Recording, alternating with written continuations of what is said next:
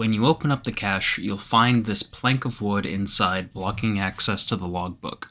This plank is held down by this bolt and little flap. You need to move this flap out of the way by unlocking the mechanism.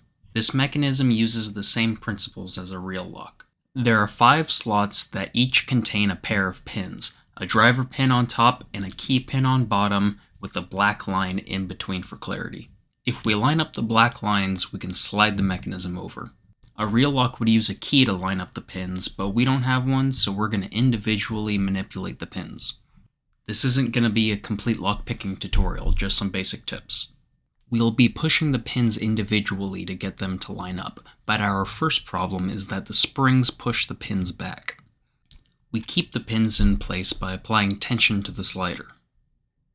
Too much tension will prevent you from being able to push the pins, but without enough tension, the pins won't stay set. With the right amount of tension, pins will start staying set. A properly set pin has its black line lined up. Now we check to see which pins are free and which pins are binding. We'll ignore the free pins and try to set the binding pins. Gently press on the binding pins until they set. Sometimes setting one pin will unset another. In that case, you just have to reset it. Find the next pin that binds and set it. The last pin still isn't binding, so I'm going to increase the tension, and it's open. This hinge is only here to prevent damage. It doesn't automatically latch.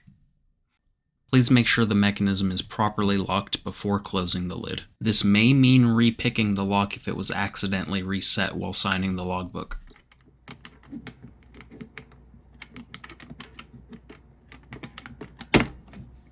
There we go. I unlocked it. Now it's properly